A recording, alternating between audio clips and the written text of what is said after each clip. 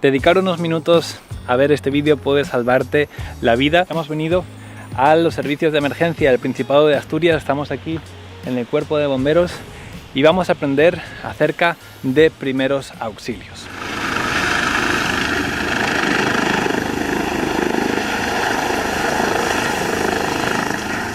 Para ayudarnos con todo este aprendizaje estamos con Fernando Iglesias, muchísimas gracias. Gracias a vosotros. Él es médico rescatador aquí en el SEPA, en el Principado de Asturias. Es un honor, tenemos a un gran profesional, o sea que yo ya no necesito estar en este vídeo, os dejamos con el profesional. Bueno, pues lo que tenemos que hacer ante una situación en la cual haya víctimas, lo fundamental es seguir el protocolo PAS. PAS quiere decir proteger, alertar y socorrer. Es una forma de actuar que debemos tener siempre presente cuando haya una víctima del tipo que sea. La P es de proteger, porque lo fundamental es la seguridad, siempre. No podemos acercarnos a una víctima a menos que nos encontremos en una situación al menos con los riesgos controlados, porque hay que evitar ante todo convertirse en una nueva víctima. Lo que hay que valorar siempre es tres cosas: el nivel de conciencia, la situación respiratoria y los signos de shock. Una vez hecha esta evaluación de la situación de la persona, hay que alertar, es fundamental la alerta. Hay que llamar al 112, que es el teléfono único de emergencias para toda Europa, incluso si tenemos que abandonar a la víctima. Por lo tanto, evaluamos a la víctima, alertamos y luego, hasta que llegue la ayuda, socorremos, la S de socorrer. Bueno, pues vamos a ver el primer caso, que es el de un compañero que se desploma delante de nosotros. Entonces, siempre, antes de acercarnos a él, tenemos que comprobar que estamos en una situación segura, que el escenario es seguro. Una vez comprobada la seguridad del medio, nos acercamos y comprobamos el nivel de conciencia. Para ello, llamamos y estimulamos a la víctima: Rafa, Rafa, ¿qué tal? ¿Cómo estás? Y entonces, si no responde, es una persona que está inconsciente, es un signo de gravedad. Por lo tanto, tenemos que pedir ayuda a las personas presentes que haya, porque no vamos a poder nosotros solos con esta situación. Una vez hecho esto, tenemos que ver si respira. Para ello nos fijamos en sus movimientos respiratorios. Nos acercamos, hacemos primero la maniobra frente-mentón, que es poner nuestra mano en su frente si la víctima no es traumática, nuestros dedos en su mentón y hacemos una hiperextensión de la cabeza, repito, siempre y cuando no sea una víctima traumatizada. Una vez hecho esto, acercamos nuestra oreja a su nariz para oír y sentir la respiración y ver si tiene movimientos respiratorios. Si esta persona no tiene movimientos respiratorios, entonces se encuentra en una situación de parada cardiorrespiratoria. Entonces hay que alertar, hay que pedir ayuda, porque nosotros no vamos a poder conseguir que esa persona se reanime. Una vez hecho esto, empezamos la RCP, que consiste en poner nuestras manos en el centro del pecho, entrelazadas con el canto de la mano. Tenemos que nuestro hombro ponerlo vertical a las manos y hacer compresiones basculando el peso de nuestro cuerpo sobre su pecho. Hay que conseguir bajar el esternón con una frecuencia de entre 100 y 120 compresiones por minuto.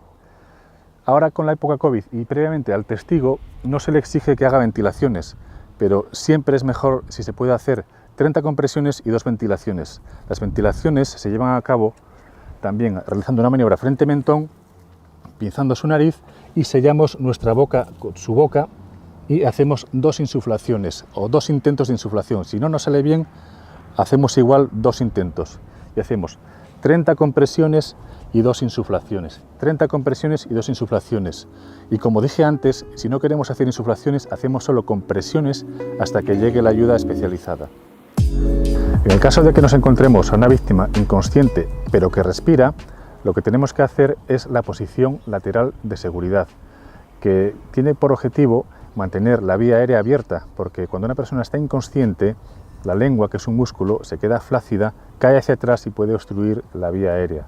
Con esta maniobra, además de mantener la vía aérea abierta, en el caso de que vomite, no va a aspirar el contenido gástrico, con lo cual es fundamental para una persona inconsciente, ya que puede fallecer por causas evitables.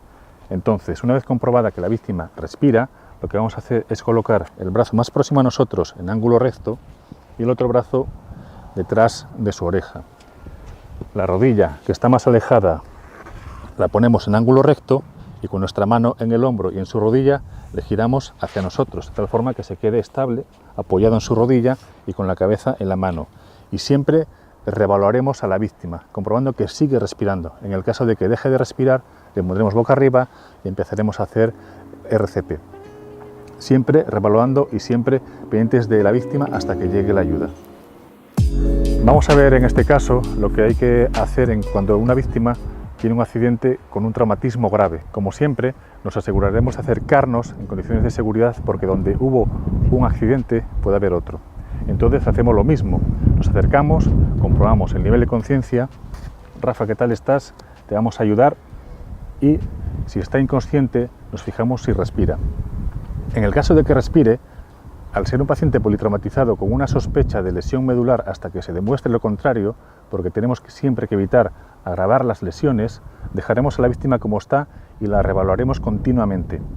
Pero en el caso de que esta persona no respire, tenemos que poner la boca arriba para abrirle la vía aérea e intentar evitar una de las causas de muerte evitables en el politrauma, que es la obstrucción de la vía aérea. Pero para ello necesitaremos a un compañero para hacer lo que se conoce como la movilización en bloque.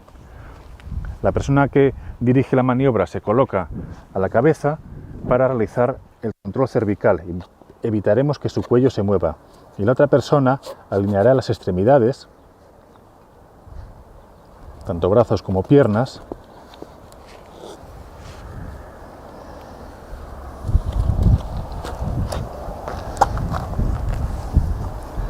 y posteriormente pondrá su mano en el hombro y la otra en la cintura. A poder ser, si hay dos personas para la movilización en bloque, mejor. Entonces, a la de 3 se pondrá en posición lateral. 1, 2 y 3. Recolocamos la rodilla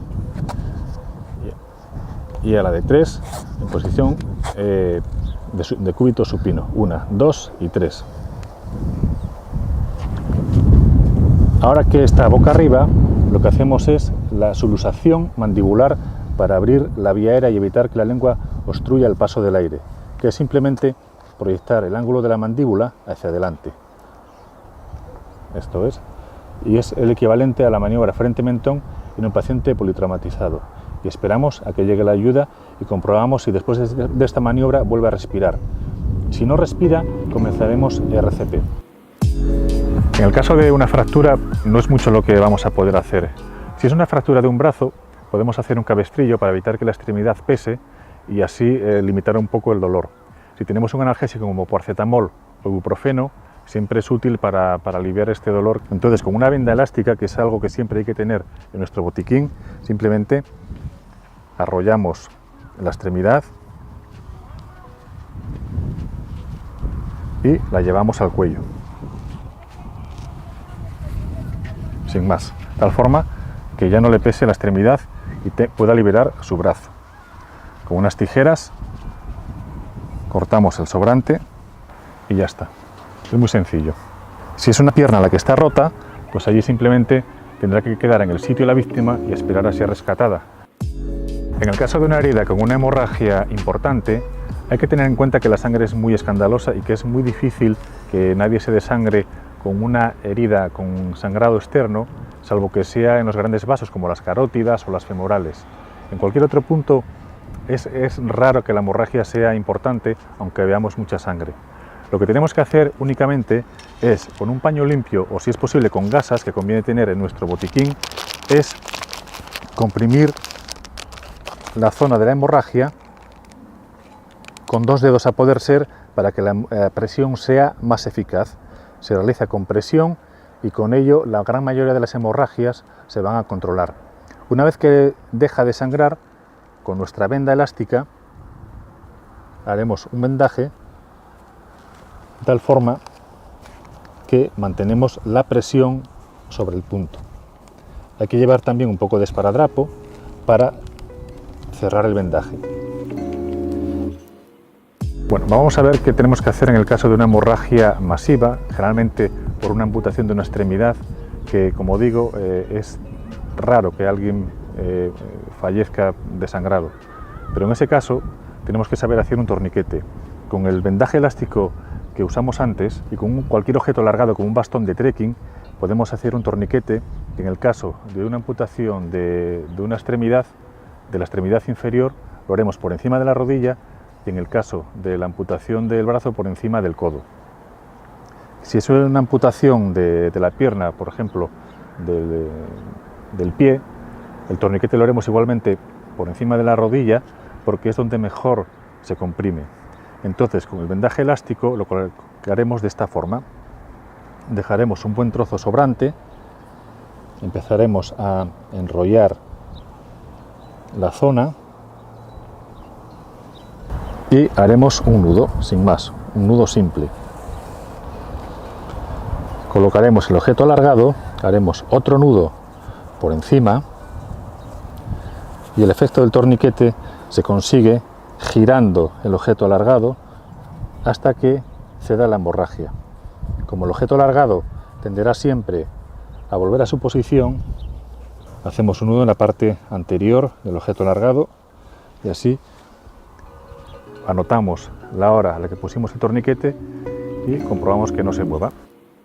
En el caso de un golpe de calor o una situación peligrosa y potencialmente letal para una víctima, tenemos que fijarnos siempre en dos cosas.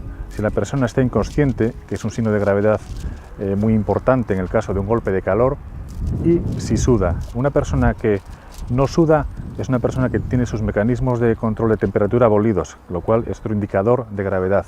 Lo que tenemos que hacer es evitar que esté al sol, si es posible, quitarle la ropa y mojarla, porque el agua conduce muy bien el calor y es un mecanismo muy útil para enfriar.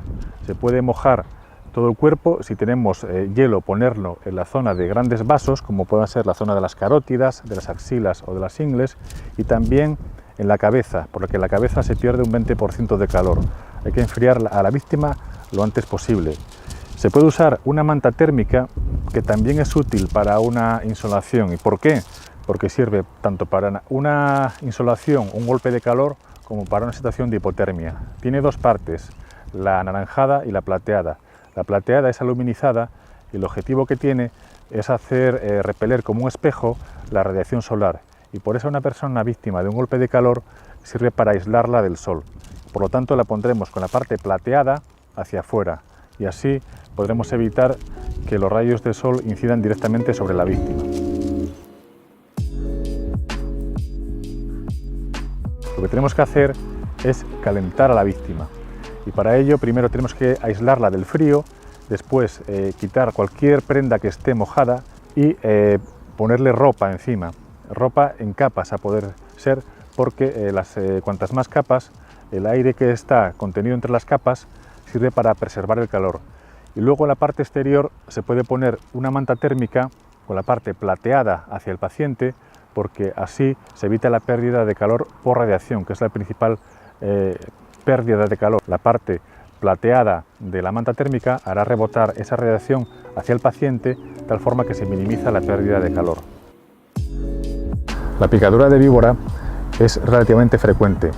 Es muy dolorosa, pero las especies que hay en España son raramente mortales, sobre todo en gente sana. Lo que debemos hacer únicamente es curar la herida con un antiséptico, cubrirla con gasas y con un vendaje elástico. No es útil ni elevar el miembro, ni succionar la herida, ni cortar, hacer herida y succionar, ni realizar un torniquete. Únicamente el vendaje elástico y mantener el miembro lo más inmóvil posible. Mantener la calma, porque aunque es, como digo, muy dolorosa, es muy raramente mortal. Tomar un analgésico y trasladarla al hospital para observación.